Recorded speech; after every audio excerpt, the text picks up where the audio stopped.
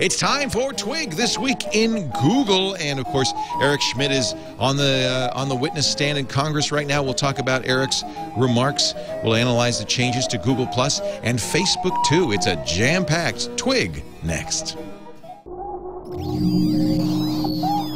Netcasts you love. From people you trust. This is TWiT. Bandwidth for This Week in Google is provided by Cachefly. CACHEFLY.com. This is Twig, This Week in Google, episode 113, recorded September 21st, 2011. Doping the Horses.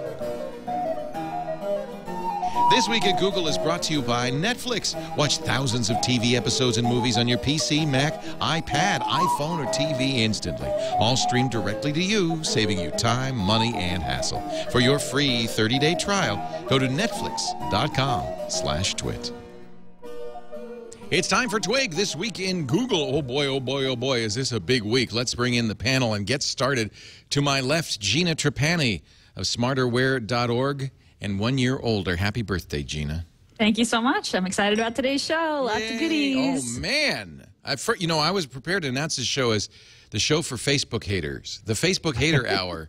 But now I don't even know if we'll talk about Facebook. But I don't even know if that's going to be in the story. No, there's so much. Jeff Jarvis is also here, journalism professor from the City University of New York, an expert on Google. His new book, Public Parts, comes out in just like less than a week. Tuesday. I think somebody sent me a copy. Yes, I did. Get me that book. I can actually now hold up a real book instead of the it's inscribed. Cardboard facsimile. Is it really? This is good. Oh, I got to run down to the mailbox today. Oh, look, he wrote something in it. My handwriting is illegible, so... He wrote everything in it. I'm not going to read it out loud. He wrote everything in it. That's really nice. Yes, he did. He wrote everything in it. Just some of it's in purple pen. And some of it's in purple prose. So it's perfect. Public Parts, how sharing in the digital age improves the way we live and work. And it is now, I think this week, right? Tuesday. This coming Tuesday. It's this coming Tuesday. Audible 2 and all that. And I love it. Go ahead. On the back, the log rolling is all from people with Twitter handles. Yeah. Including Val Kilmer. I know. Go figure. That's awesome. Spend a quiet day reading What Would Google Do by Jeff Jarvis and watching the Lakers play as if they forgot how to play. Jarvis knows all, says Val Kilmer. Is it the Val Kilmer? We think so. I don't know. So you said Val Kilmer on the account, so what do we care? As long as it has a hat sign, what do we care? That's so great. I can't wait. The new book is out, and I cannot wait to read it. Thank you for the book. I got so much today. Today, the show is Twig Plus. It is Twig Plus. It is Twig Plus. Speaking of Plus, Mr. Mike Elgan is here. He is, of course, a former editor at Computer World, but he's now on his own. He does a great newsletter, and Google Plus has been huge for that newsletter. It's become his publishing medium. He's one of the few people now who just does it all on Google Plus. Mike, good to have you back. Glad to be here. Thanks for joining us. Computerworld.com, but plus Mike Elgan is what you really want. Oh my God, where to begin? Let's start with Eric Schmidt, because he testified before Congress today. Google actually released a guide to the Senate Judiciary hearing, which is good because otherwise I wouldn't know what to think. But thank you, Google, for telling me what to think. I didn't watch it. I was busy doing other things. Mowing the lawn, having breakfast. What happened? Gina, did you watch? You know, I was watching the feed from the Sunlight Foundation, which is awesome. They do incredible work. And what was really neat is that they would show the donors to each senator as they spoke, so you could see, how much they had actually donated, which was incredible. But the stream was a little choppy. So there would be this key question. What do you say to people who say that you're unfairly using your position as this most popular search engine to rank your content higher? And then the feed would be buffering. It would skip. So I did see quite a bit of it, but I wound up actually switching over to CBS News because they were also doing a live stream as well. So I caught kind of the end of it. This is Barry Schwartz writing in Search Engine Land. In preparation for the antitrust hearing today, Google has released a guide to the Senate Judiciary hearing webpage. When you hear Google is a gateway to the web and controls what you see, remember And then when you hear Google favorites its own content, remember, I won't read what it says to remember, but this is like Mad Magazine. Remember, you used to do a feature, what they're saying, what they're thinking? Yeah. Google's telling us. So what's fascinating about it is essentially they're using the Microsoft argument, which didn't work for Microsoft. But the attack is coming in the form of, okay, you guys have everybody's attention because you're this big platform that everybody uses, and you're abusing that to favor your own stuff. In Microsoft's case, it was Internet Explorer or the media player. And in this case, it's Google's many services. And Google's response is exactly like Microsoft's, which is that, hey, we're just one step away from completely failing. Anyone can replace us. We're vulnerable, and so the old antitrust arguments don't really apply to us. He actually invokes Microsoft in the third sentence of his statement, saying 20 years ago, a large technology firm was setting the world on fire. Its software was on every computer. Its name was synonymous with innovation, but that company lost sight of what mattered. Then Washington stepped in. It was hilarious because the name Microsoft was never said. But we know, right? He doesn't say. We all know what it was. Yeah. He says, we've absorbed the lessons of that era. We get it. He says, we get it. The lessons of our corporate predecessors. First, he says, put consumers first. Second, focus on loyalty, not lock-in. I mean, you got to like all this stuff. Third, be open, not closed. Fourth, be transparent. Finally, the only constant is change. Has Google lived up to those 5 precepts? So here's the problem. They're talking about favoring search results, and it's kind of like we've had a conversation like this in journalism. Is there such thing as unbiased journalism? There isn't. And is there a such thing as value-free search results? In other words, if you're ranking something and setting priorities and making decisions about what's more important, what's less important, set aside for a moment the customization. Those priorities are based on values. And this was really revealed when Bing first came out and started doing this stuff about, you know, trying to be more natural languagey. And you search for something like, you search for, you know, Home Depot, and it will offer alternatives to that, which are other mega chains like Home Depot. But that's a value judgment, for example. What if the alternative to a giant chain is a little mom and pop store?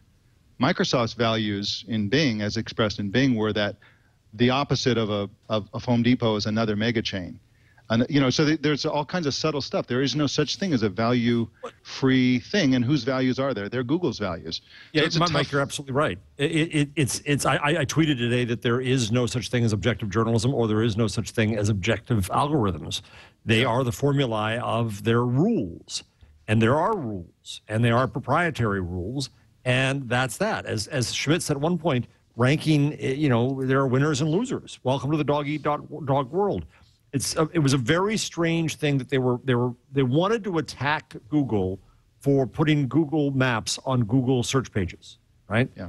And they wanted to say that was a bad thing, but of course it's not. Would you say to the New York Times that you can't promote your own food section? You have to report, you know. Well, but that's a very different thing. The New York Times is a publication, one of many. Google is the search engine. I think that's but it's only 65%.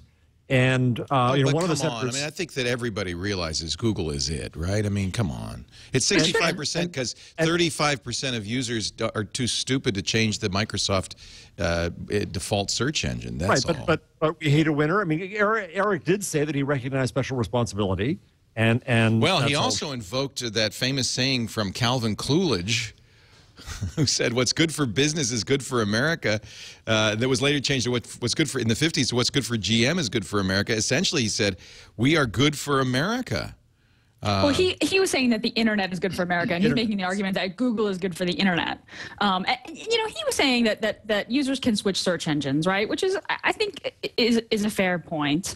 You know, listening to him discuss some of these tenets that he mentioned, he did say that Google could be more transparent about the way that they rank sites, although he did explain that that's kind of the source of Google's innovation. That's the secret and that, sauce. I understand. Yeah, that's the secret sauce. But he said they could be a little better. He talked about the data liberation front, which made me really happy as a nerd. It was like, oh, that's great. He said, hey, you know what? We have this mechanism for users to get their data and switch so they can. But, thinking about this from the perspective of like Yelp saying, hey, you know what? We don't want to be bolstering Google's place pages.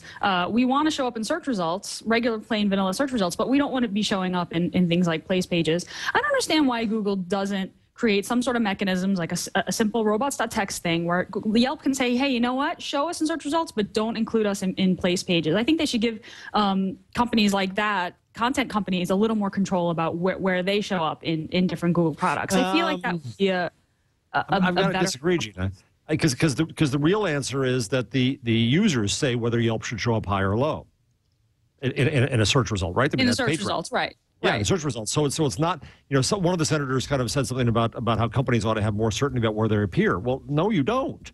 They want more certainty about how many products they sell too, but you don't. Welcome to business. But I'm saying like being able to opt out completely. Like right now, you can say in your robots.txt, Google, do not index my website, right? So you can opt out of regular search results. I think that companies, there needs to be shades of, companies should be able to say, I want to be able to opt out of just Google Places, for example. But they did that. They did exactly that. Right? Yelp said to get us out of, and granted, it was after an attempt to buy them and they refused and all that. And I don't know what the rest of the deal was, but Yelp did say, this is what Eric said again today, take us off place pages, and they did. Right. Google made that decision to do that. No, Google said that Yelp asked to go off. That's what Schmidt said today. Right, okay. And then Google removed them.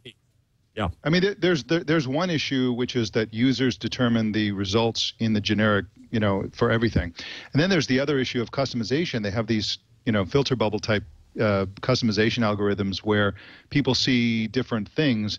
And this is going to come up in a big way as a defense that Google is going to use and say, look, everybody is going to get search results that change depending on what people do, and all these, we use 80-something signals or whatever it is. And ultimately, that's kind of hard to argue with. It has some privacy implications, but from a favoring Google stuff, if they can demonstrate that individual choices and actions result in everybody having different search results, it's hard to say that Google is always favoring its own stuff. Well, Leo, I want to go back to this notion of the media comparison, right? In search. Well, first off, let's say there's no law that says that search has to be unbiased or fair, right? What was the original business model for search advertising at Yahoo, which was that you bought search placement? Google's innovation was to say that was wrong, and we're going to offer something else. But there's nothing to say that Google couldn't sell search placement. The only issue is their credibility with the public. That's part one. Part two, Google has features, right? They have financial stuff, and they have maps. And in any world where you tell them they can't promote their own features, that just makes no sense to me, right? That any media company has features that they promote over others. In fact, media companies in the old days promoted nothing from anyone else. You bought the product, and they never mentioned any competitor. I think actually Eric's being a little tone deaf. He says most of the complaints about us come from again. Yeah. Oh, as always. He says most of the complaints come from us from websites that don't like where their site ranks on Google's search results. And I admit that's where complaints from other websites come from. I think he's misunderstanding the fear that the Congress, that this committee has, and the fear a lot of Americans maybe rightly have, that Google is just too powerful. Well, what does that mean? Where's the statute that Well, we give them the power. I understand that because we use them. And, Eric's right nominally that, well, anybody could take over. But in practicality, I don't think that's the case. I think but here's the problem. It's got to rely on law and principle, right? Just saying that something makes us creeped out because they're too big or too this or too that. I think I mentioned last week briefly, I'm reading this magnificent book about the great A&P. And there used to be, in a place like New York, 50 customers to every grocery store. Along come chains. Chains have advantages of bulk buying. Chains were able to lower prices. Well, it became a political issue, and the Robinson-Patman bill came in and didn't outlaw chains, but made it incredibly difficult for them to operate, raised prices for consumers. And that's what I was hearing today was a little bit of Congress interfering with a company that hasn't been shown to do anything wrong. But here's the problem. This isn't the A&P. This is a different era, and I don't. Unfortunately, there isn't law or precedent because we're in an internet. By the way, I'm somewhat playing the devil's advocate here, but I just want to make sure that this point of view. I see the horns on your head now. Yes, I want to make sure this gets represented. But I do think that we're in a different kind of era where a company. We've never had a business position where a company can control so much of commerce, of information, simply by the search results that they deliver. I mean, it's really stunning the impact Google has, and we see that when Google added to its recipe search engine a very simple change about I forgot what it was, but it completely changed its recipe. Websites were furious because it changed recipe rankings when you did a search for recipes. And it just changed everything by billions of clicks. And even a little thing that Google does can have such huge impact. And the problem is, I think you're right. Al Franken doesn't really understand, nor does Congress, nor maybe do any of us what to do about it. But I think what we're expressing, though, is a legitimate concern about the amount of power that this corporate entity that really, let's be honest, it doesn't have a fiduciary responsibility to anybody but its stakeholders who demand profit, who say make the advertising work. They don't have any real responsibility to the American public, do they? Well, here's the thing, that the internet gives somebody that power. So the question is, who gets it? Who gets the power? The idea that it could be somehow distributed evenly by law or something like that is a bit of a stretch. One of the things that either came up today or is likely to come up soon is, if not Google, maybe Baidu, maybe wouldn't that be terrifying if a Chinese search now we'll talk about the hearings in Congress. If a Chinese search engine garnered 65% of the search, I don't know. I would like to see 1,000 search engines bloom, and I think it's a little disingenuous for Eric to say, well, there's Yelp and Expedia and Amazon. I mean, those aren't search engines, and they don't have the same kind of clout. And Bing, Bing is the only competitor. What is it, 7%? Well, he cited Facebook as a very big driver of traffic, sometimes bigger than Google. So that was interesting. I mean, listen, the person who gets in first and does the best job and has scaled the largest and has the most data and the most experience, like at this point, wins. And that's really the case in, I think, a lot of web businesses, because we're in such an early stage. I mean, the folks who were there first, and Google was there first. And that's why this is difficult, because the American way is they weren't there first. But the American way is you do it better and you win by doing it better and you become a successful company. They only have 65%, so they're not a traditional monopoly. And yet I think there is absolutely a legitimate cause for concern at the amount of power they wield. Yeah, I think Microsoft case is really instrumental here. Everybody was afraid that Microsoft would dominate the world with Internet Explorer and Windows Media Player, and Microsoft said, no, we could be replaced. Somebody could come along with a better browser, and everybody, and that's exactly what happened. The history has shown that Microsoft was right. And I think it's exactly the same case. The most likely thing that's going to happen with Google, everything else being equal, forget about belief in Google or whatever, is that they will fade, because this is what companies usually do. They rise to power and then they fade out. Google probably won't, because they're really, really good, but that's the point. They're probably not going to stay on top because they are coasting with their, abusing their monopoly or whatever. They're probably going to stay on top because they have demonstrated, especially recently, the ability to reinvent themselves. And so that's really what it's required. It's really, really hard for Google to stay on top. It's not something that happens automatically. Right. And if they do screw up, they do violate our trust, we really can move en masse to Bing. It can happen, but it takes 1 second for you to start using a search engine. This will drive you, Mr. Since you're playing devil, this will get you going. When asked a question, Schmidt said, and I quote, "I'm not sure Google is a rational company trying to maximize its own profits." What is it? He was arguing that it was also a company that follows the principles you listed, and that puts itself up on a pedestal, which I like. Trying to argue that it has principles, but that also sets it up for. Would you say that the Google shareholders have the same point of view? Because really, Google can run itself. It can have this fantasy about how it runs itself. Google could have maximized shareholder value. That's their job. But they've not. Right now, you can argue whether this be the case or not. But as Eric has said in the past, they pass a billions, and I mean billions of dollars that could go if they use the homepage, for example.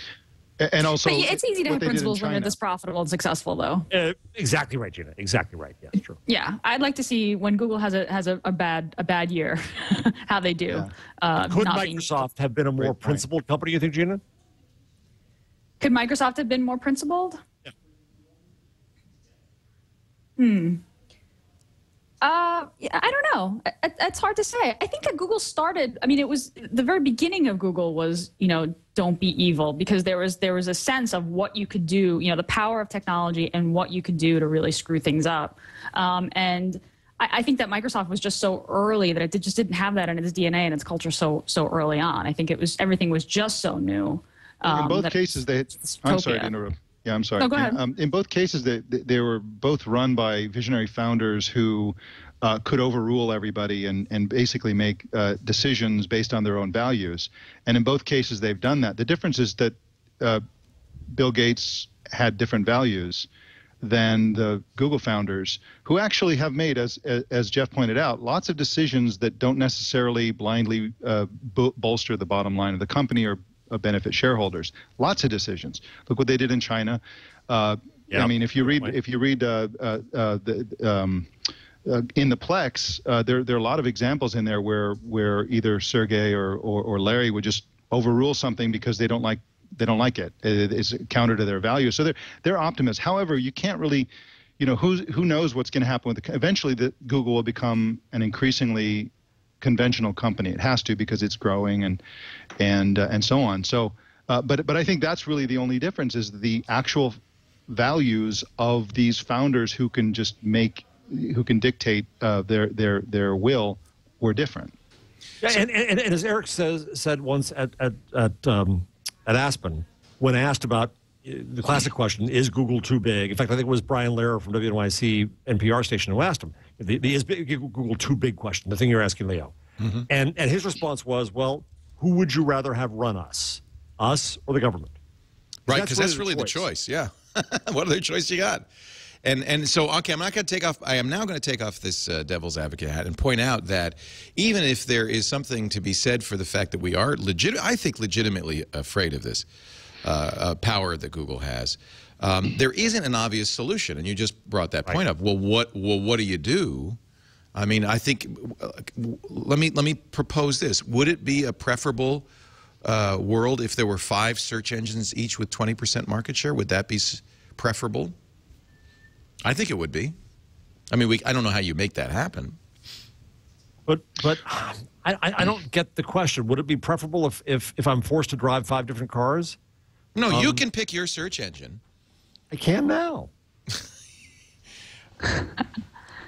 If I don't like Google, I can live happily on Bing. Well, why do people pick Google? For instance, I just saw a study that took the branding of Bing off and put Google's branding on it, and people switched them, and people preferred the Bing search results if they didn't see the Google. It was the Google brand. It could very well be that after 10 years of looking at the Google Doodle, we just like the brand better. That it has nothing to do with the product. You like it better than Microsoft? Yes. We do.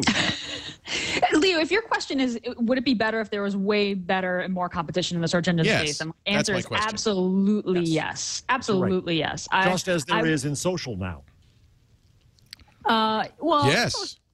Right. And I think what Eric Schmidt's trying to do, and I think it's somewhat disingenuous, is say, well, Facebook and Expedia and Yelp are the competition. Maybe they are. I mean, we've talked certainly about the fact that social and location-based searches are, eating some of Google's Search is not the business anymore. Search is the battle of the past, right? I argue that signals is the battle now, and the battle is between Facebook and Google there. And if you want to get after Google for monopolistic positioning, I've always said that where it is not search, it's advertising. It's market share in advertising online, and that's the case where I've long said that Google is in a position to play God and say that, Matt Cutts is God. And by the way, God's nice. Yeah, we like Matt. And that's one of the reasons Google's very smart to push Matt forward. Right. To give it a face, right? Right. And so if Google thinks your business is bad and they can just cut you off at the knees or above. And that's that. So that's the area where I think Google has a potential to not favor its own stuff necessarily, but to have a power of God that comes from their market share in advertising. Did Schmidt talk about Bing? Because I'm looking at the compete results of search market share results from February, and Bing powered, if you include Yahoo and other Bing powered sites, was 30% of search. Google 65, Bing powered 30%, and the rest, the long tail Ask, AOL, stuff like that. That 30% is a pretty big number. Yeah, and look how short a time it took to develop that. So Google's gone down. Did Eric mention that? Because I think that might have reassured. Yeah, he didn't mention the word Microsoft. Yeah. At all. He didn't. No M word passed his mouth. Does that mean he's really most afraid of them? I don't know. Bing maybe. I mean, 30%'s huge out of nowhere. Yeah. Yeah. So maybe we don't have to worry about this. I certainly don't think a government solution, a government-imposed solution, is the right way to go either. I don't think an antitrust action against Google is the right way.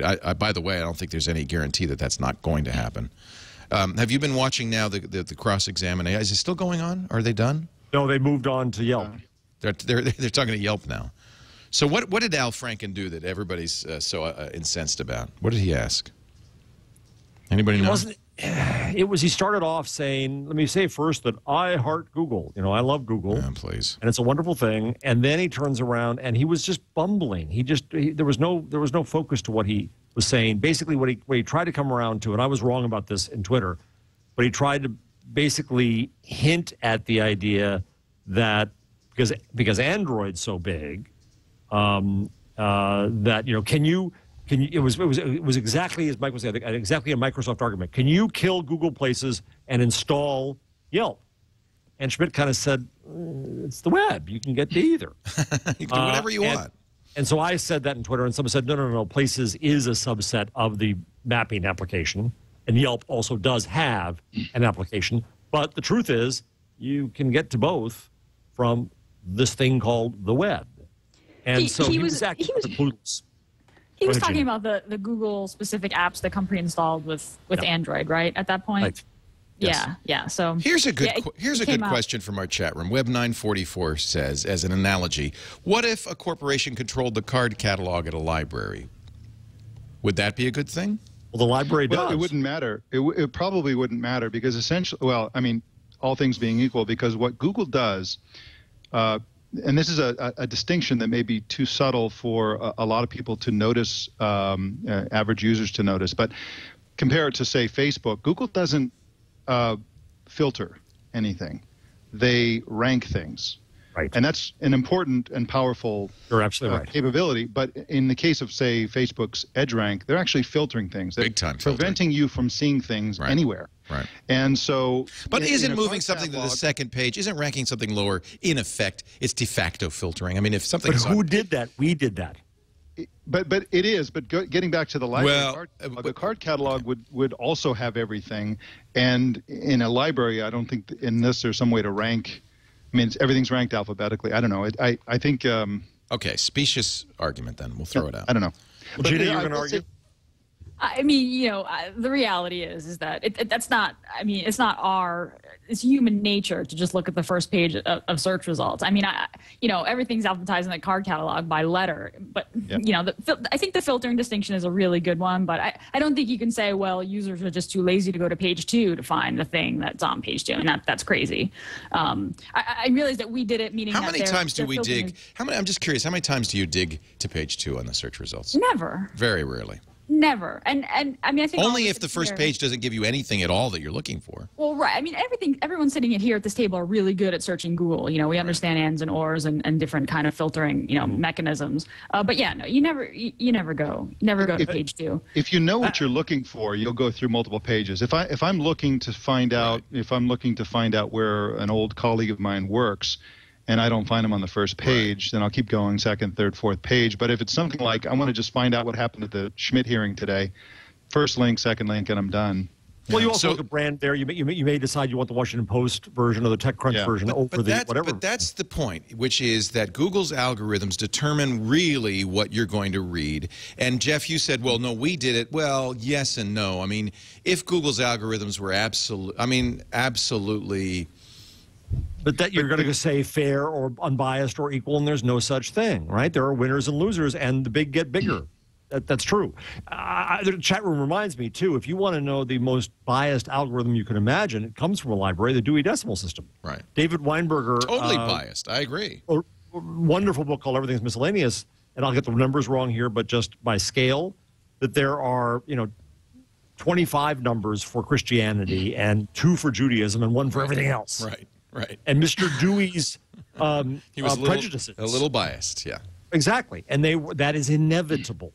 That is absolutely inevitable when you make those decisions. So there is bias. But the key for Google, I think, in the bias question is if the algorithm doesn't change, right? If it at least treats things equally in the sense of not being worse to this one entity, then you can dislike the algorithm and say it gives you bad results. But the reason Google works and the reason the big grow bigger is because we like the results. Yeah, and let's assume then, is it safe to assume that Google, certainly Google massages the results. They want to have the results that are going to drive the most traffic. They're going to make you happiest. That's their goal. And so presumably they're operating as a business. It's in their interest to keep you coming back to Google. So they want this, and they tweak their algorithm in such a way that the search results, the stuff that's at the top of the pages, is the stuff that will make you come back.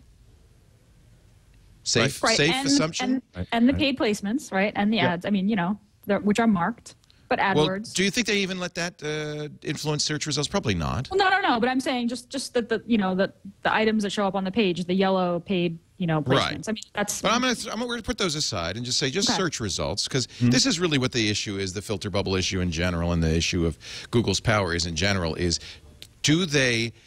Look, there has to be some algorithm. There has to be some decisive algorithm. What is the bias? And is the bias merely to give you the result you will be happiest about getting and come back for more? And I would say, if they're doing their job right, yes, that's what there's a problem. There's a fly in the ointment, which is this. As we all know, whenever you use one platform company's services, it's a lot easier to use the other ones. So in my case, I gave up everything for my Google Plus diet. I'm using Google Plus for everything, and suddenly my Chromebook seems a lot more useful, and suddenly Gmail seems a lot more. Good point. And so if Google's search, let's say, I'm not claiming that this is the case, but let's say Google's search results did favor Google features, and you did sign up for those features and start using those features, and then those features start favoring Google search. It goes back. So it's a kind of it could be theoretically a self-reinforcing phenomenon that would be unfair. That's a good point. And that's where monopoly that's why monopoly is a problem, because monopoly drives you to stay within the monopoly. It's self-perpetuating. But that's a difficult problem, because ultimately it's about user choice. So is the ranking issue too. If users pick the first thing, or they say I'm feeling lucky or whatever, that's a choice. That's a user choice. And using other services is a choice, and doing everything on Google. That was Microsoft's defense was, well, there's other offices. There's Apple. There's other operating. That was their defense. There's other browsers. There's always choice. Even if there's a monopoly, as long as there's even one little tiny other person, as long as it's not a 100% monopoly, there's always choice. That does not protect you. And Microsoft was right. They were right, as it turned out. Yeah. But that's always the defense of a monopolist is, well, wait a minute. You don't have to buy your oil from Standard Oil. There's other oil companies out there. That's not in and of itself a defense for against antitrust action. But look at how where's the line? Go ahead, Jeff. Where's the line? What's the principle? What's the remedy? Right? Otherwise, you risk doing what I hate in the privacy discussion of just saying, oh, it's creepy, without defining what the principle is, what's the violation, and what's the remedy. So is Google violating, just being big is not and should not be illegal in this capitalistic nation. Being successful is okay. If we make being successful wrong, whether it's A&P or Google, we're going to be in a mess. Yes, and the reason there's antitrust law is it's not the fact that you're successful, it's the fact that you use, just as Mike was talking about, your success to predispose people to continuing your monopoly. No, that alone isn't the violation. It's if you use it to smash down competitors. Right. So show me, and I know I'm sounding like a Google fanboy today, but it's my turn. Show me the smoking gun of what you think Google has done to be unfair. The one I mentioned is when Google unfairly does kill a company that isn't a spam company and uses its power of God to do that. And I will start with there, but I have real trouble saying where Google has unfairly and wrongly used its power to kill worthy competition. Is it not the ultimate intent of antitrust law or of any anti-monopoly law just to keep it a level playing field? As Eric Schmidt said today, the internet is the level playing field. Do we accept that? And if we do, then we have to say, case closed. Well, what I say. Kind of. I mean, there are two issues here. One is I think Facebook is the best evidence for Google's argument, because Facebook came from nowhere, and now they kind of control a huge amount of traffic and links. And, you know, just in the last 2 years, if Google was the all-powerful monopoly that was squelching all the competition, this Facebook thing would not have become what it has become. The second problem is this whole algorithm thing. I don't even think there's a single Google engineer who fully understands the Google algorithms, let alone Congress. Al Franken doesn't have a prayer of really understanding. It's way too complicated. And in fact, for this to continue, it's Coke. And for there to actually be prosecution, they have to demonstrate something at an even higher level. They have to just demonstrate a conspiracy, an attempt at restraint of trade. They have to find smoking gun that says, well, Google conspired to keep Facebook out of the search business. Yeah, like Leo, actually, yeah, I wish that were the case. They don't have to do that? I think that, no, not to hurt Google. Not to have an impact, not to change the course of things and make them and put a chill on them. And there may be a line of business they should go into that they don't, just because they fear that they're going to get stomped because Congress doesn't like them. So no, it's not just about the law. I keep on coming back to this A&P thing, but it became a highly political issue to say that small grocers are good, big grocers are bad, even though big grocers save people money. And I heard similar rhetoric today. What about the small businesses? Small businesses, and Eric said, "We're good for small businesses. They can get to more people as long as the small business isn't a search business." Well, well, you know, Google has done the work of scaling to incredible dimensions, right? And now more companies have that, have the prices and the ability to scale a lot further, a lot faster. But this is kind of what I was saying earlier when I said first, which was incorrect. Of course, Google wasn't first, but they've been in this business for so long. They've been indexing the public web for so long. They have so much data and so much knowledge and scale and technology. They've been in it the longest, so they have that advantage. Yeah, I mean, I think that Facebook is a good example of a company that can come in and be really successful and drive more traffic than Google. But Facebook is a different innovation than Google. Facebook is not a search engine, right? And that's Leo's point. Like, Facebook innovated in social, and Google innovated in search, and so that there's a big difference there. But search is not the world anymore, right? The amount of traffic that goes to sites now through social means, through links, proportionally in market share. You know, forget about Google for a second and just talk about search versus other means of discovery. And now, again, we humans and our links in Twitter and Google Plus and Facebook are becoming a force that will rival Google, I believe, will rival search. Somebody just pointed out in the chat room, this is a good point. If you search Google for Bing, the first result is Bing, Microsoft Bing, as it should be. That is a really good point. I mean, the fact is that Google doesn't want other companies to stop making great content. Google provides a great service and makes a ton of money because there are tons of websites out there that make great content that they can serve up in their search results. You know, shutting out other companies is not in their best interest. I mean, the reality is that Google isn't going to create all the content, all the great content on the web. In fact, that whole page of Bing search results is Bing, except for one thing, which is a Matt Cutts article about Bing. But in every other respect, everything here it's about Bing. All right, Here's the problem that's coming. If I may just quickly, Yes. search is becoming right now. We think of search as you go to Google.com or Bing.com and you type in a search query, but search is going to be, as Eric Schmidt has pointed out, is going to become a virtual assistant on your phone, where you'll be walking down the street and your phone will beep and it'll say, hey, there's a, they're having a sale at this store, or, your friend is 300 yards away. Would you like to meet at this restaurant? You both like Italian food. It's going to become to the point where when people use it as a virtual assistant, it'll be the equivalent of everybody using the I'm feeling lucky link. And then it becomes problematic because at that point, Google is just choosing things for you. And then what? Okay, that's the filter bubble argument, right? That's Eli Peraz's argument to some extent. So you go into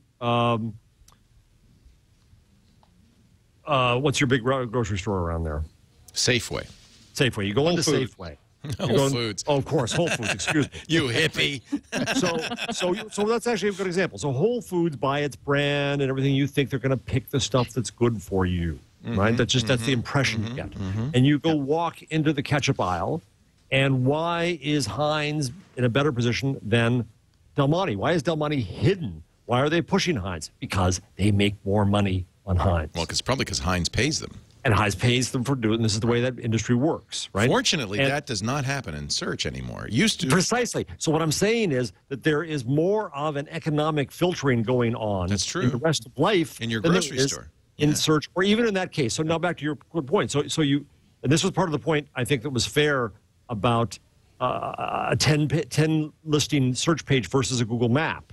And Eric said, well, a 10 listing search page doesn't work very well when you're on a phone. You're on a phone. You want to know where am I now, what's around me, and you want to navigate that. But that goes right to your point. The better and better and better that gets, the more it knows you, the more signals you give, the more it indeed will give you something for you.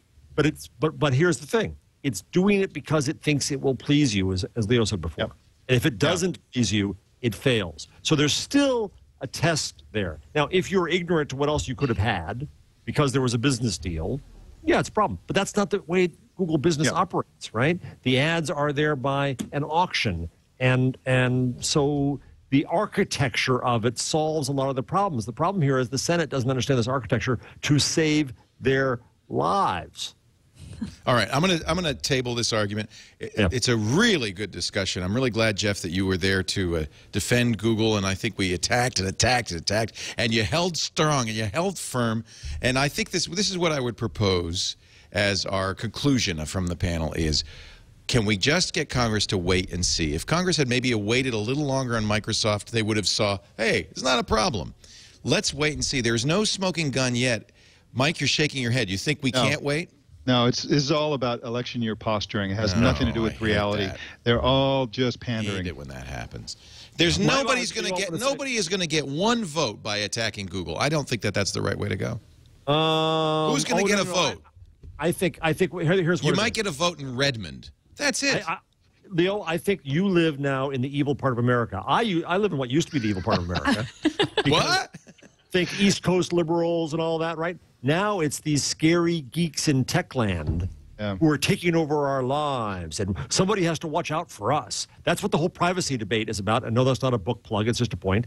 And that's what this is going to be about, I think. One last point, if I may. I think the miracle today that I think Eric Schmidt got through the whole thing without any Schmidtism. We're not sure yet, but we haven't found any Schmidtisms. Thank God. Do you think that they were sitting there in Mountain View, Marissa Meyer, Larry, and Sergey holding hands going, please, Eric, don't, Eric, please, Eric. They have a kill button, probably.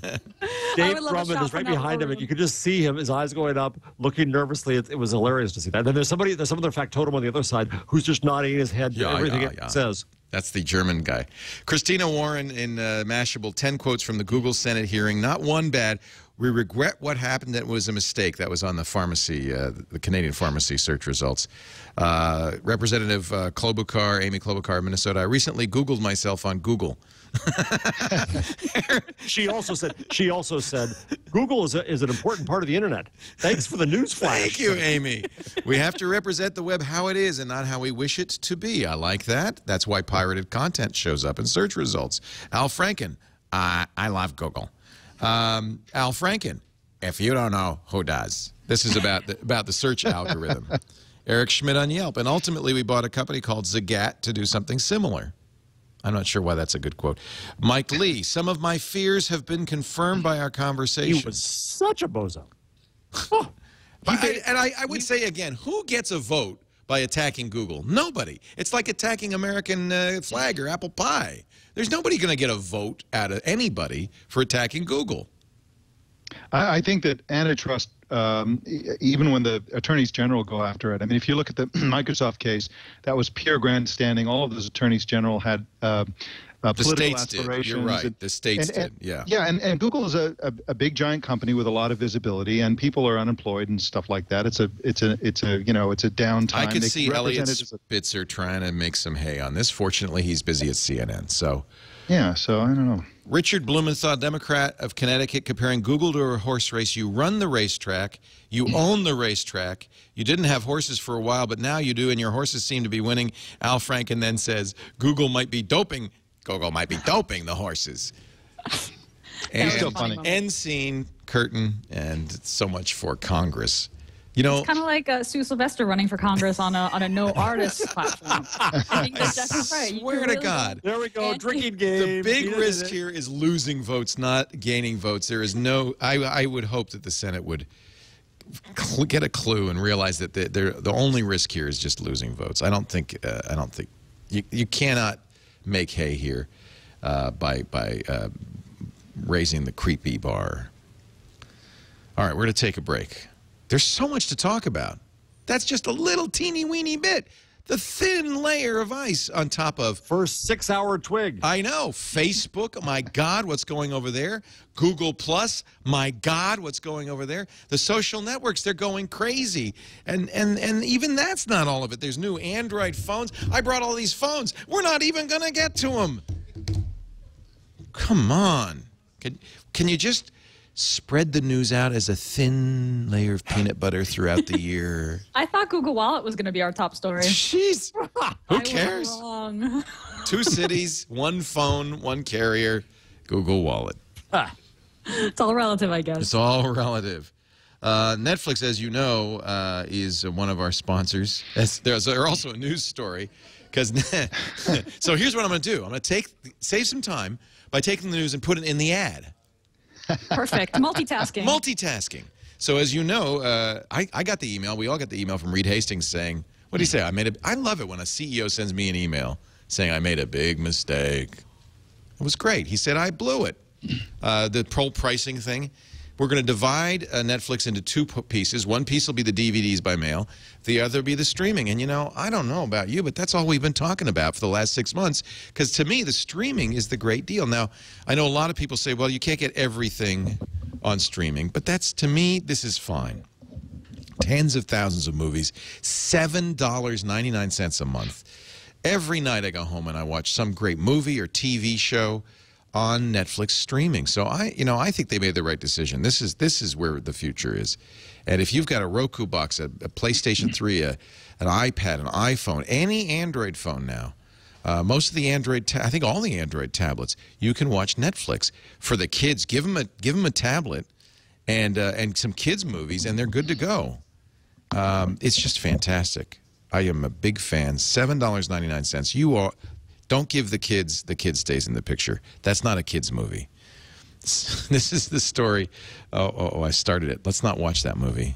Oh, I love this movie. It's Robert Evans, the Hollywood mogul. Sex, scandal, and movies. It's a really good documentary if you get a chance to see that. But $7.99. This is what you need to remember. These are your takeaways. Netflix.com/twit. If you're already a member, throw open the window. And I want you to yell as loud as you can, Netflix.com/twit. It's free. And just that's all you need to do. And that's it. So we got a couple of birds killed with that one stone. Google Plus, Mike Elgan, you're still a big Google Plus fanatic. Some big features added, including, I was stunned at the top, search Google Plus. Finally, Google adds search. What do you think of the search, Mike? Is it work for you? Oh, it's fantastic. It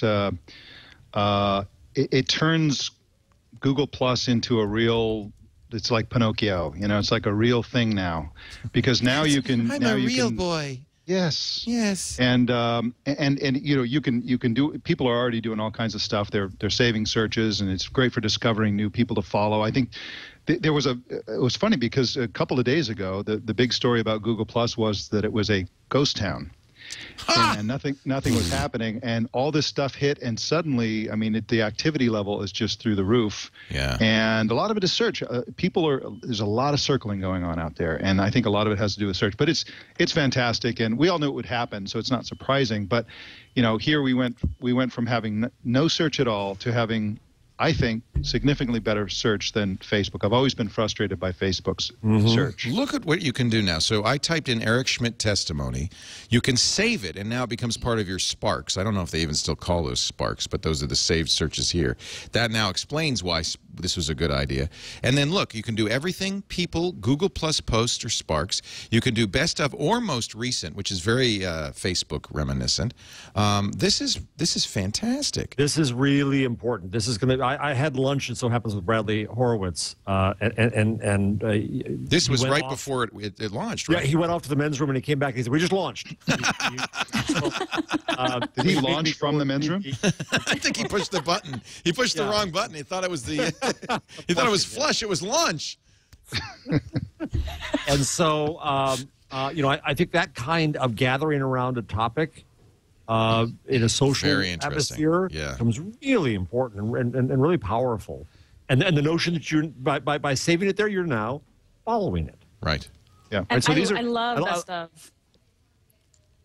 Sorry, I didn't mean to. I'm sorry. No, go ahead. I was done. I love best of because it shows you stuff that your friends said about, you know, Mad Men or True Blood or whatever you're searching for, which is really cool. That's definitely my favorite. So the best of is, how does it judge? By the number of pluses? It's people that you're friends with, or people who are in your circles, and I think they probably use number of +1s or comments and things. But it's a good, really good results. So, it's an illegal use of Google's power to manipulate your brain. That's what it is. Sorry. Well, see, and this is the disconnect, because we love this. Google wants to give us something we love, and yes, absolutely. By doing so, they build market share. So there's a problem right there. Save us, Al Franken. Save us. Yeah, this is exciting. So that's feature one. They've added search. They've also redone Hangouts. In fact, one of the features that's great about the new Hangouts is you can broadcast them. So Hangouts have been limited to 9 people.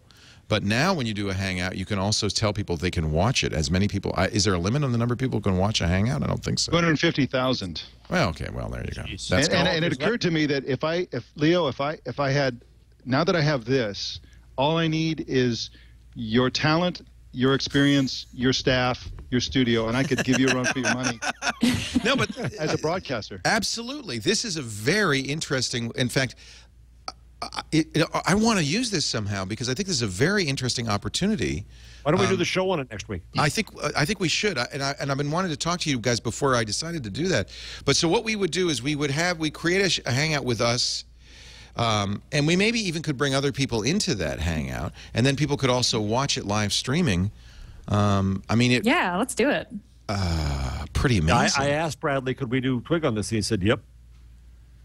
Wow. I mean, what is the advantage? This is streaming it on this instead of, you know, you stream. Well, here's the funny thing. Depends on who's talking, so Eileen doesn't have to switch. You lose the switching power. Sorry, Eileen. You know what? Actually, I think believe it or not, I think what we would do is we would feed the video not from a camera on a laptop. We'd feed the video from our own video stream that we are switching. Right. Well, you know, I've done a couple of broadcast Hangouts. This is before they announced this feature through YouTube and Michael Mozart. And it was really kind of an interesting thing. It's not elegant and professional like this show is, but it's, you know, because of you don't control it, and sometimes it gets stuck on a person or whatever. But it's really it's really going to be great, because what you can do is the second this thing starts, you get a link, and now you can take that link and it's tweet it. When we did it, it spread throughout Google Plus like a virus, and we got lots of viewers. I think what we will do is we will switch it. We will lock it on our feed, and we will switch it so that you will get the main feed will be switched exactly as professionally as we switch now. But then we will have 9 viewers in there that we can then switch to get their commentary, or maybe additional people in there that we can switch to. That's the idea. Like I think you have a Greek chorus. A Greek chorus. right? And many years ago, I tried to get TV people interested in the idea of having a TV show which was a wall of monitors with people on them out there with webcams. Right. And, before Twitter, having That's a feed this. of what they're saying. You invented Hangouts. So, and then you have the master, which is you, standing at the wall, saying, now we're going to hear from Gina, and now we're going to hear from so-and-so, and now we're going to hear from so-and-so. And you keep a conversation going, and it's like the unconference of the virtual unconference, right? I think that's where Plus could be really interesting. You could have, we have the back channel now in chat. It's hard to imagine a video with audio back channel because no one will listen to us anymore. But you could have the opportunity for somebody to have a good opinion and an audience member in chat could say, everybody could say, hey, I'm just picking somebody at random here, Patterson in. Patterson's saying great stuff in the thing. Okay, Patterson, get on and you can come in. Yeah. You know what I love about it, purely from a purely selfish point of view, one of the great risks of this business that I created called TWiT is that we rely on the kindness of strangers, of these streaming operators, to give us free bandwidth for the video streams. And that's Justin TV, Ustream, BitGravity. We tried to get on YouTube Live. They said no. But well, it's complicated. They don't want to, and we couldn't have any ads. Oh. So they said, yes, you could do it, but but you can't make any money at it or something. I don't understand it. Anyway. Congress. I think that's restraint of trade, sorry. Actually, It is, actually. Hey, Eileen, could you call Senator Franken and let's talk? Sure, I'll get on that. But if they all pulled the plug, I could use this. Yeah. And we could stream, and we could be exactly the same. I want to try this. That's interesting. Will this allow ads? Is this like you can't have a business site?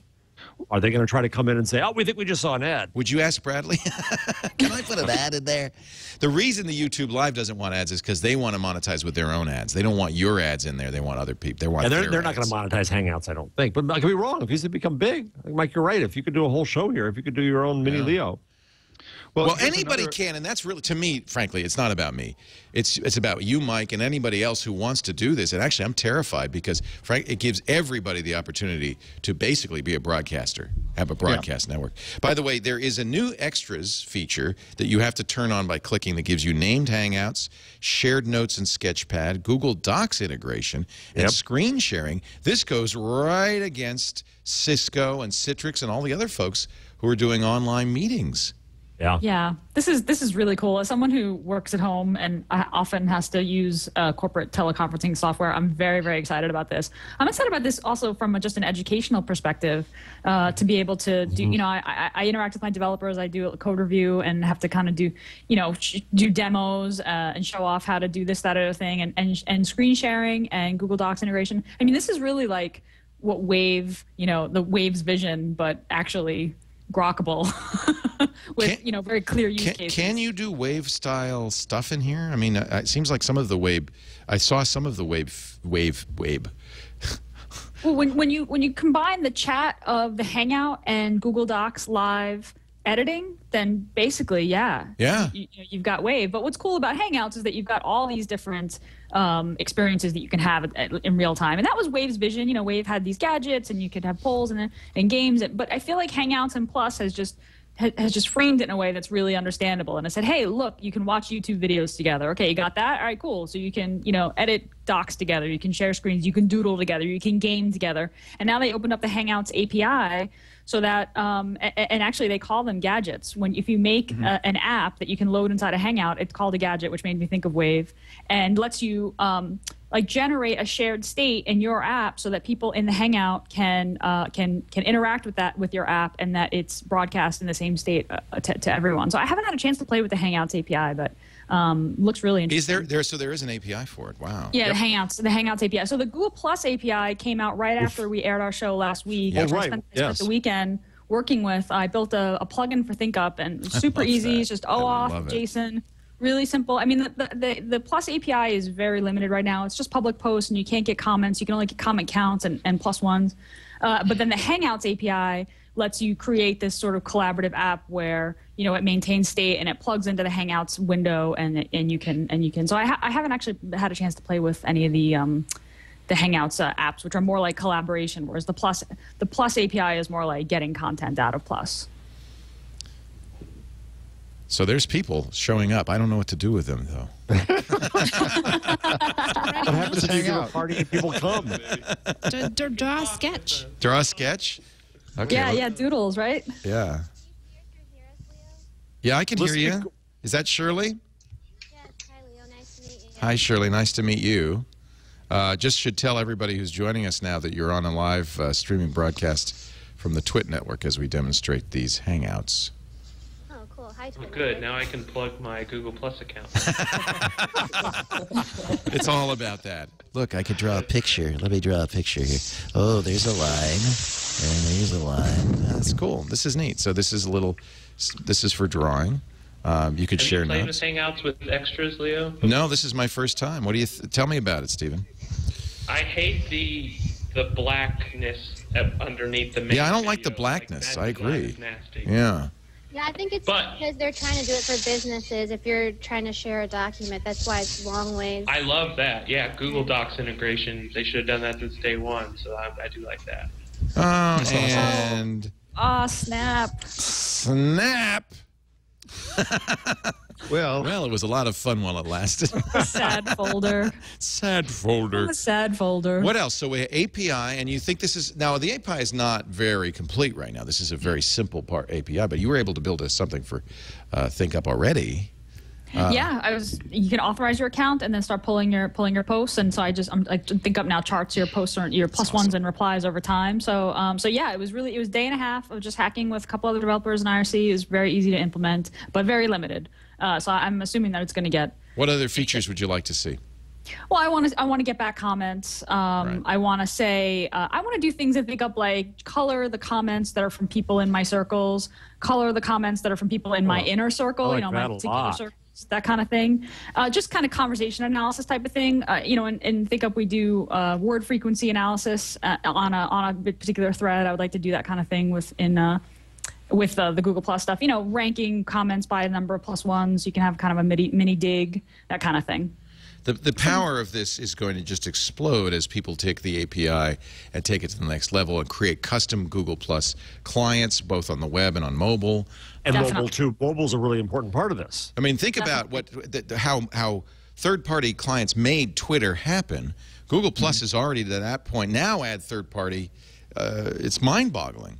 Boy, Yep. now that I think about it with mobile, and I've done this before, I thought that Wave was going to change journalism forever, but So but did if we you're- all, Jeff. I know. So If did we're we at- all. If you're at a news event, being able to show people online and then have that passed around of what you're seeing, that's very powerful. We also should mention that Google Plus went public a couple of days ago. You no longer need an invitation. And, boy, I think, forget the ghost town comment. Just look at this graph of my Google Plus circling. It just boom, boom, ba-ding, 3,000 new followers yesterday. You're also on the list, right? I am on the list. you're all three of you are on the list, and I was recently removed for some reason, so I'm not on the list. Yeah, you are now. I'm back. They've updated it? Yay. Yeah, both Gina and Jeff are now. But on not the Mike list. Elgan. There Not wasn't me, enough I'm on. room I for was on you until, and like, Jeff. 2 days ago. Look at Tom Anderson, who was hovering at 128,000 for the longest time, and people found out about him. Boom! But Gina, you're in news, He and added Jeff is in technology. 17,000 yesterday. That makes zero sense. They need Switch. to reverse that. I think they're making this stuff up as they go along. That's funny. Can you get Franken back on the line? Yes, right. Thank you. Reportedly, they're gonna come out with an alternative to the recommended the suggested user list that's gonna be related to search. They're gonna build a search tool where you can say, well, I'm interested in this stuff, and it'll give you some people instead of just this list that's awkwardly categorized and so on. By the way, for Mike, I those who say Google Plus is a ghost town, just look at this. I had a Hangout, which we closed because it crashed. 98 comments already. What is it? 5 minutes? Yeah, look at them go by. Yeah. You can see them flying So by. it's this is, I think, far from a. Speaking far of from a Ghost Town, in that I asked Bradley, though, I said I sensed that the activity level, the Scoville problem, is far reduced. I said, I presume you've been tweaking with that. And he said, yeah. There are two problems, right? Either it was crickets or it was overload. and they're trying to find that kind of happy medium. Now, on the other hand, I know we're not going to Facebook yet, but with Facebook Subscribe, one post I put up on Facebook that was you could only comment on things that are put on Facebook, not things imported from Twitter. And suddenly, I got more comments on that one post than I've ever gotten on Facebook. Yeah, huge amount of traffic on that. Yeah, so it's I'm seeing both go up in their level of interactivity. That by the way, is what Kevin Rose also observed. But I pointed out that it also depends on the audience. I suspect there will be posts that will do better on Google Plus than would do on Facebook, and vice versa. So I'm not sure there's a good way to measure engagement. Facebook has made so. Have we got all the changes on Google Plus? I think we have. Yep, we did. Facebook has made some considerable changes, and more coming tomorrow. I should point out we will be going live 9:30 tomorrow morning Pacific, 12:30 Eastern, to cover live the streaming and F8 announcements. Tom Merritt and I will be here. In fact, if you guys want to join, please feel free if you're around. I'd love to get your commentaries. But I don't know what they're going to announce tomorrow because they made some massive changes over the last couple of days. The subscribe button was just the beginning. They completely redesigned the news feed. This is the new news feed where you get these little blue corners for top stories. You get on the right a live scrolling update of what's going on. Remember last week I averred that maybe Facebook had gotten too busy, too complicated for the core audience that it's trying to serve. It looks more like Google Plus than ever before. It's Google Plus on the left and Twitter on the right. The difference is that well, but it's not Twitter on the right because this isn't chronological.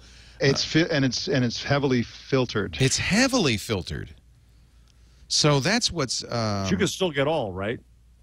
I don't know if you can do that in one feature. You can select each individual user and say, I want everything from this person. Whether you can do that for all people, I don't know. And they've totally deprecated. You notice there's no status box. You actually have to click a button to get the status box back. Or this new thing of asking a question. Mashable did a survey and found that they said, they asked love it or hate it, and 70-something hated it and 12%. Isn't that always the case, Mike? That's always the case. Exactly. It's a lot of this is just. And I think this is not the audience they should be talking about because the Mashable audience is people like us. Exactly. I wonder, to be honest, what the real, and we talked about this last week, I just think that Facebook is losing its way. They are going MySpace on us. And I fully believe that they are going to alienate their core audience who want simple.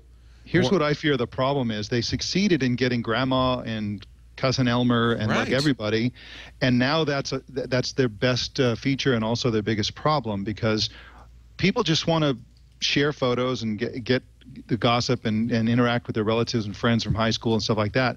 That's pretty much all Facebook people want. When you try to start a conversation on Facebook about Facebook, nobody wants to talk about it. They don't care about Facebook. On Google Plus, you'd want to talk. People love talking about Google Plus because they're enthusiastic about the platform. Facebook users not enthusiastic about Facebook. I think this is going to. Because they're real people. Yes. Yeah. They have who are lives. like, look at us, we're talking. It's a tool for them. Right. And the problem is as if you got a hammer that every 3 weeks changed how it worked. Yes. It's like, what? And I hate that. Just give me a freaking hammer. And I have to think that this is going to only annoy their core audience. The reason that it hasn't killed them is there's nowhere else to go. And they're not going to go to Google Plus because that's people who like Google Plus will like this. Well, and I'm concerned about the media platform aspects that are coming tomorrow and in the near future where people are going to be listening and streaming music and TV shows. They're movies going to add, in addition to the like button, they're going to have a reading and watching. And I mean, this is. No, I don't think people want to. Some people want to share, but no, I don't think people want to be shared with. I don't want my stream to be filled with what people are listening to. You know, but I don't think anybody wants that.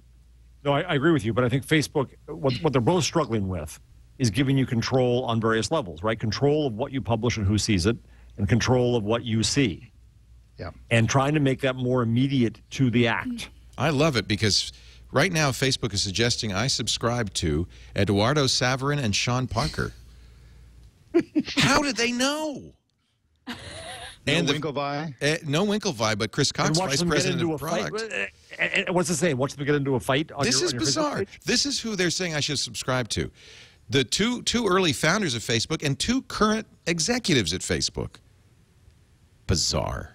Oh, but you're an edge case. By the way, I am proud to say that Facebook does not consider me a journalist. I did not make it onto the list of 50 journalists who are subscribable on Facebook. And I didn't either. Yeah, but some interesting people did. I'm so confused. I can't even find that list. Yeah, well, it's not even Arrington. I don't mind. I think Arrington's legit. It was a very strange list, and I'm hurt because maybe Facebook doesn't know I have some people who actually follow me. All right, moving on. Anything else to say about Facebook? Well, so tomorrow we'll see. I think we expect media stuff, right? Yeah. Yeah. A study says, I don't know if this is your number, I won't say it, that Facebook's created quite a few jobs. Is that your number, Jeff? Nope. Nope. Safe. Facebook has created, according to a study, 182,000 jobs by their platform, the app economy. Right. That's kind of what Eric Schmidt was saying. The internet creates jobs. But this is what confuses people because, well, number one, it doesn't. My argument that technology leads to efficiency over growth now says that, Google at its height has a fraction of the employment that GM had. And that will always be the case. That's the issue. But it does create, when you're a platform, you do create entrepreneurial opportunities atop you and networks atop you. And that's what's happening with Facebook and Google. And it's a good thing.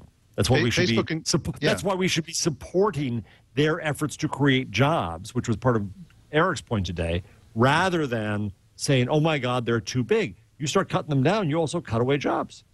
And that's true. And Google and Facebook are good from the job creation point of view, but these numbers are completely meaningless. Number one, I don't think all these people would be unemployed without Facebook. Number two, we don't know how many people have been put out of work because of Facebook. I mean, it's just a number that it's just out of context, and we need more data before we can understand this. Well, you're not going to get it. I wonder how this number compares to Apple. Apple's app platform. Right. I think and also Google. We could do the internet, the computer, all of it. It's good. It's good. Hey, here's some data. This is a video from Foursquare, which had 1 billion check-ins. This is 1 week of check-ins on Foursquare. Talk about big data here. I love these kinds of things. Yeah. And the bars, I don't know what it is, but I love it. Look at the bars are arts and entertainment, colleges and universities. Food is yellow or green. Homework the Mississippi is sure is a line, isn't it? But yeah, it's really going on there. Wow, look at that. It's just it just cuts right there. Yeah, you can't check into the muddy Mississippi. Japan. Wow. Look at Sao Paulo going crazy, man. I think the coolest thing, news out of Foursquare, is that they now enable you to check in at home without revealing the address. Yes. Yeah, you could turn that address off. That's smart. It's interesting because I think at first they didn't want you to check in at home. It was like, this should be a business. But now they realize everybody checks in at home. Yeah. And in fact, it's kind of muddling their results, because now when I go through, I see, in addition to the 5 businesses, 30 homes. And there's going to be a problem down the road. At least it's some funny things. What happens when the milkman becomes the mayor of your home? Yeah. Hey, I'm not the mayor of my own home, actually. Somebody at O'Reilly Media started checking in at my house. I don't know why. And the other thing that happens is the balkanization of businesses. We have like 4 or 5 check-ins inside TWiT right here already. I'm the mayor of Master Control. Thank you. Nice, Eileen Rivera, our producer, is in fact the mayor of Master Control, as she ought to be. It's time now for our tip, our number, and our tool of the week. Mike Elgan, chime in if you have anything to say in that. But I just hope I'm not the tool of the week. You are not the... Hey, that's a good idea. Maybe we should rename the tool of the week. All right. Yeah. I'll have a tool of the week in a moment, but first, Gina's tip. Well, we kind of covered all of the best tips are to go to Google+, sign up, it's open now, try search, and try Hangouts and the collaborative apps inside Hangouts. But, well, do another tip since we covered that already. YouTube has a new video editor built in, and I haven't had a chance to try it out yet, but it's got quite a few options. If you're logged in and you're looking at your videos, you click an edit video link, you can rotate your video, you can remove shaky camera motions, adjust contrast and saturation and color temperature, and you can add effects right in on YouTube.com. And there's a video demo which I linked in the show notes there. So there's another video editor they already had that let you mix Creative Commons videos from other users into your video. So this is a new video editor that lets you put in effects and calm down the Blair Witch effect. So check that out, and you're log into YouTube and go to just your videos. All right, look at that, very cool. Yeah, there you go. Stabilize. That's nice. Yeah, to have Stabilize that. is really nice. I wish the funny thing is the people getting their cameras and their phones 90 degrees the wrong way. I And being able to fix that. Rotating that by itself is huge. My students used to do that in the early days here at the journalism school, and we had to find all these apps to turn their precious video around. Right, that should everything in portrait. Hey, this is cool. You even have a Lomo button. Yeah, it's really cool. Wow. Wow, that is neat. Our number of the week, Jeff Jarvis. Well, considering all the Google talk, I thought I'd go with this one that ComScore came out with its top websites. And, of course, this is a bit of a red herring because Google makes its money all over the whole web, and it's not really a website. But in terms of the fears about their size, just looking only at that number of unique users, Google is number one at 183. Yahoo is still amazingly to me number two at 177, and I don't know. I haven't been to Yahoo in 10 years. Microsoft 177. I still haven't been to Microsoft sites. Facebook 162, AOL 109, and Amazon 101 million people. And that's amazing. Look at that. And I like how it's like on tractor feed. That's good. I think this is the modern day. You don't actually have to use dashes for lines separating the items on your print. What the hell is that? It's like they typed it. That is funny. Dot matrix printer. It's very retro. Old school. There's going to be a new, there's the 8-bit trend. Now we're going to have the dot matrix trend. All printouts are going to look like that. I'm inspired by Mike Elgan. I'm going to make my tool of the week, not in fact a software tool, but I'm going to name the Hewlett-Packard board as our tools of the week this year. Not only have they taken a great company and run it to the ground, today news comes out that the board is considering replacing their CEO, Leo Apotheker, with Meg Whitman. So I'll tell you, if you thought it couldn't get any worse at Hewlett-Packard, it might. Oh, there's such a book in that trash. Yeah. And on top of everything else, yesterday I was screaming at my fax machine, making me align print things when I'm not printing. I'm just faxing. I don't need this. I want fax machines to die. I want printer drivers to die. You're here. What I'm concerned about is that, whether Meg Whitman ends up being the governor of HP or not is one question. But they're obviously getting rid of the current guy, and he's the one probably who's so anti-WebOS and anti. He engineered all the changes last week. Yeah, he buying the company in Britain because it's the same business he is in. He used to do. I mean, if you get rid of him, it's like you said, let's go this way. No, let's go that way. But when they get rid of him and the new people come in, I think there's a really good chance they're going to say, you know what, this whole WebOS thing is pretty great. We should bring it back again. So maybe it's our best bet. Okay, quiz. Which company has the worst board, Yahoo or Hewlett-Packard? Oh, man. Maybe they should just swap boards. Nobody would notice.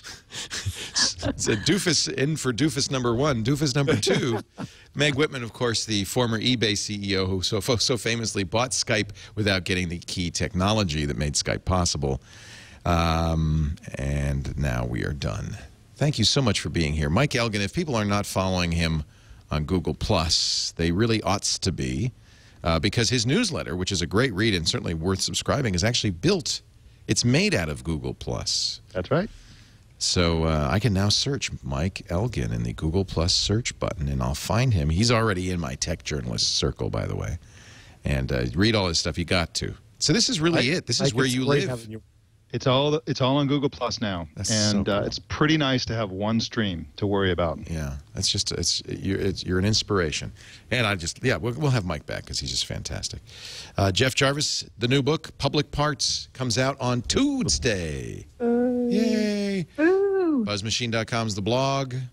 At Jeff Jarvis, the Twitter, plus Jeff Jarvis, the Google Plus. Hiding behind my public persona. Behind Toilet Man. Is that what the publisher calls them? That's what my wife calls it. It's like Google Maps Tech Man. Jeff, why'd you put Toilet Man on the cover of your book? And, of course, Gina Trapani, who is at smarterware.org and creator of the ThinkUp app at thinkupapp.com.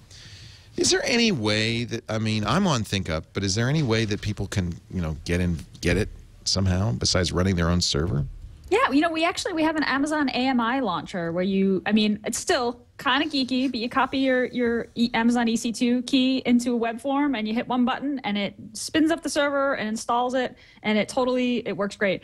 It doesn't auto update yet, so we're still in beta, so things are still a little. Once we have the 1.0 release, you'll be able to hit one button, launch on Amazon EC2, have a full instance running with auto updates, and yeah. And how much would that cost for somebody who just wanted to do that, to have an EC2 instance running? I think EC2 has a deal with the micro instances now where it's free for a few months, Wow. a few months, but then it's like, I don't know, $15 a month or something. It's the equivalent of a cheap web hosting plan. Yeah. Join Barack Obama, Steve Martin, and Leo Laporte. Have your own ThinkUp account today. Yes. I'm actually running on Gina's server. I tried to set up the server. It was too hard for me.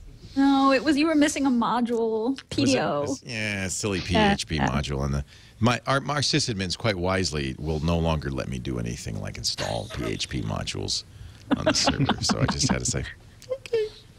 Thank you, Gina. Thank you, Jeff. Thank you, Mike. Great to have you. Thank you all for joining us. We do this show every Wednesday at about 1 p.m. Pacific, 4 p.m. Eastern, 1300 UTC at live. No, actually 2000 UTC at live.twit.tv.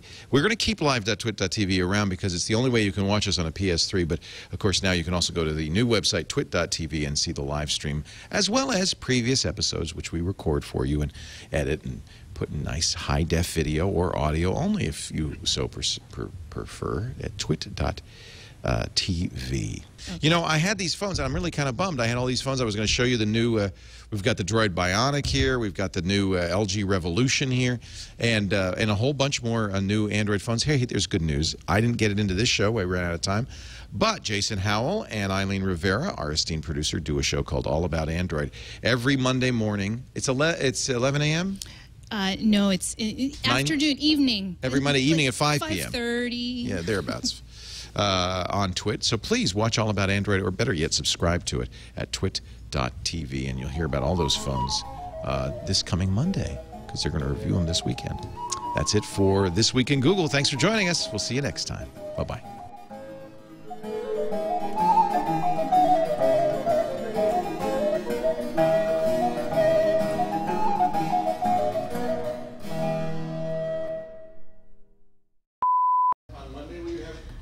You bet. We're going to do a review on Monday.